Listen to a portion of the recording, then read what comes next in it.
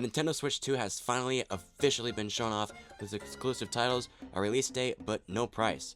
Well, the price of this system was later found on Nintendo's website, but why were they being so taboo about it? While I still plan to keep my Switch OLED for collector's sake, the Switch 2 seems like a solid upgrade, priced at only $450, only $100 more than the OLED system, and the bundle with the new Mario Kart game for only $500.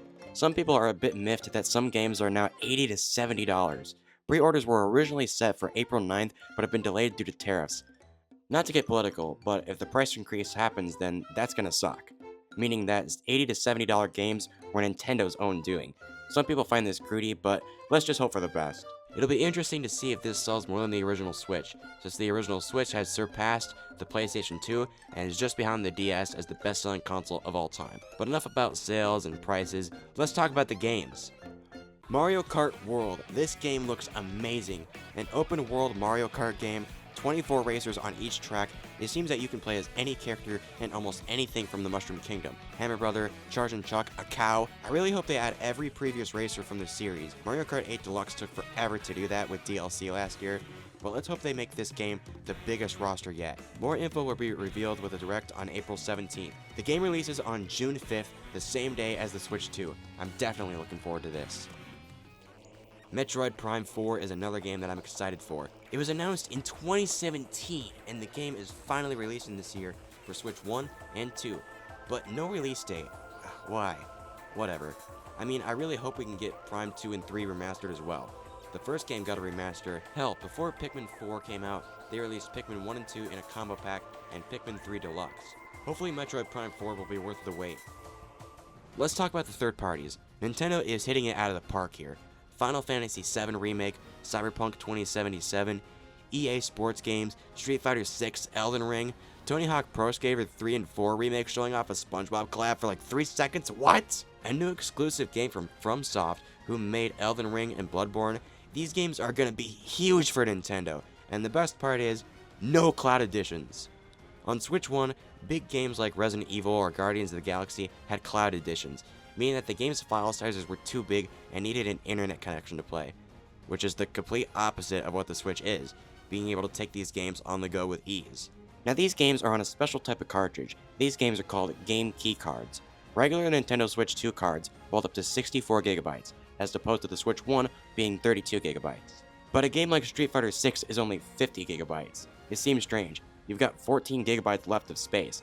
Cyberpunk is the full 64 GB and it runs at 40 FPS. I had no idea 40 FPS was a thing, but okay. I don't understand why Nintendo is doing this if these games aren't over 60 GB. Reading the info from Nintendo's website, it states, an internet connection is only required when you launch the game for the first time. After this, the game can be started without an internet connection. However, like regular physical software, the game keycard must be inserted into the system in order to play the game. So, literally like every other PlayStation and Xbox game. So, this is still good. As long as you can take the game on the go, I'm fine with that. It really just makes it so larger games from third parties can be fully playable on Switch. If people really want these huge third-party titles on Switch, this is how it's gonna work. Some people are upset about this, but if you don't like it, then you can easily buy the game digitally, or just buy it on another platform.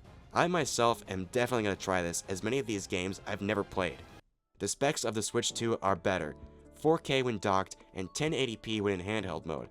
And listen, I'm kind of a dumbass and I can never tell the difference between 1080p and 4K, but I'm finally glad they added this. What does suck is that when in handheld mode, the battery life is only 2 to 6.5 hours. And when comparing that to the Switch OLED and the Switch 1 and even the Switch Lite, the Switch 2 has the weakest battery life. Now, the OLED and Switch 1 have 720p output when in handheld mode, and the Switch 2 has 1080p, so maybe that's why. Now, I'm a bit biased, as whenever I use my Switch in handheld mode, I only use it for an hour or so, and I'll most likely play the Switch 2 when it's docked. Then you might ask, why not just play these games on PlayStation or Xbox? Because you can play as a cow here, haven't you been listening? Storage space has been increased from 32 GB of internal storage to 256 GB. You can buy a Micro Express SD card for additional storage. The UI is pretty bare bones. There are themes, but they were never showed off. Amiibo and Miis are in the settings as well with themes. New Zelda amiibo for a new game, Hyrule Warriors Age of Imprisonment, and Street Fighter 6 have amiibos as well.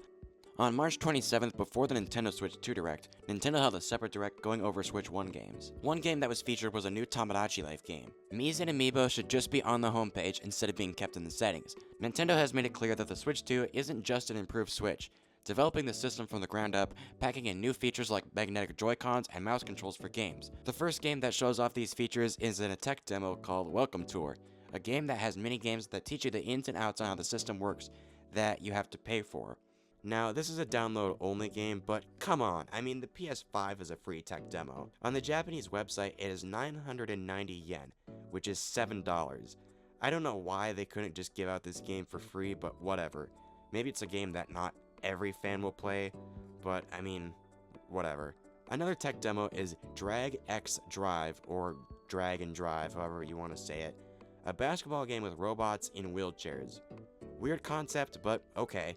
You can control the game by using Joy-Cons in the mouse mode, but I feel like this would scratch the shit out of the Joy-Cons and your table, so hopefully they release a mouse pad, or they have some kind of protection for this. Also, the Switch 2 has a new button, a C button, a chat button. They finally did it. They finally made their own Discord. Now, I don't use Discord often, and when I do play games online with friends, I often just call them. The way it works is that the system has a built-in noise-canceling microphone, but I wish they were making a headset. Maybe later, but the new Pro Controller has a headphone jack, but no headset. I guess you can use any headset you want, but I honestly expected Nintendo to make their own. Another neat feature is that you don't all have to play the same game, but even the trailer showed choppy frame rates with online, and apparently that was intentional, cutting your friend's GameChat screen to a lower resolution so the players isn't compromised. That's fine, but they should at least make your friend's shared screen 30 FPS while your own game is at 60 FPS. You can also use a camera for only $50. I was expecting more, but sure. You can use the camera for voice chat and you can be in the game. The camera will chroma key you out, and with a Joy-Con in your hand, you can interact with the game. Connect is back! Now, some Switch 1 games will receive Switch 2 editions. As previously stated, Metroid Prime 4 is a dual release, and Super Mario Party is receiving DLC that features new modes with the camera. And Kirby and the Forgotten Land is getting DLC called Star-Crossed World.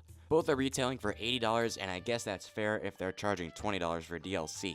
The Legend of Zelda Breath of the Wild and Tears of the Kingdom are receiving Switch 2 editions with better resolutions and frame rates, and that's pretty much it.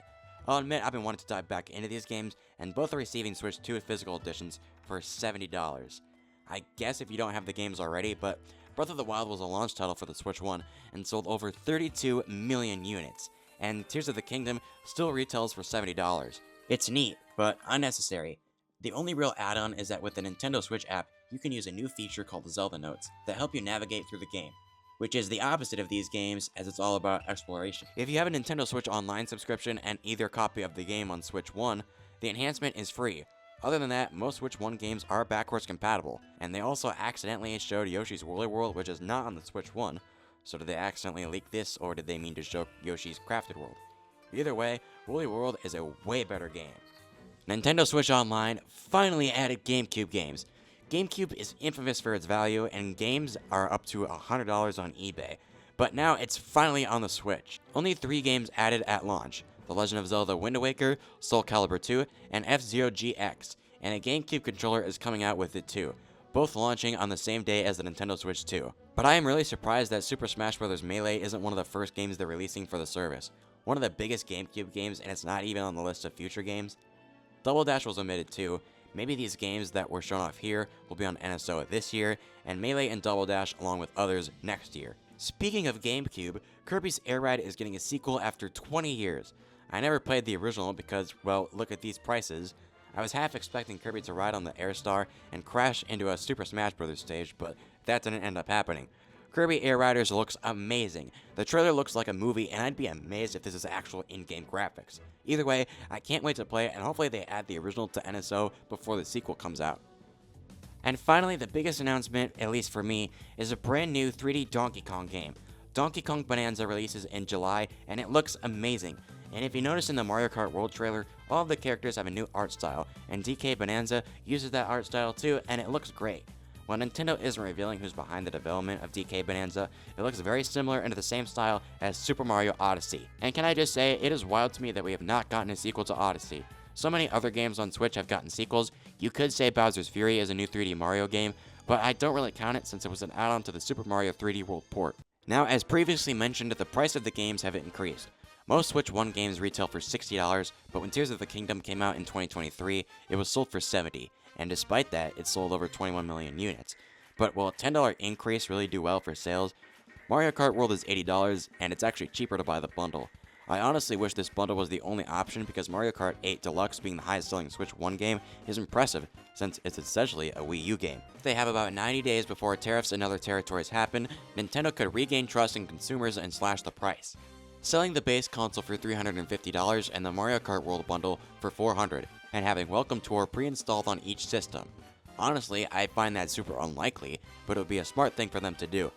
Never thought I'd have to worry about politics when it comes to buying video games, but here we are. But either way, I hope the Switch 2 does well. I can definitely see it selling 1 million units by the end of the year, and maybe 100 million by the end of next year. Are you planning on picking up the Switch 2 when it launches? What do you think about the games and their prices? Let me know in the comments below. I'm Blake of SuperBlakeFilms, and I'll catch you guys next time.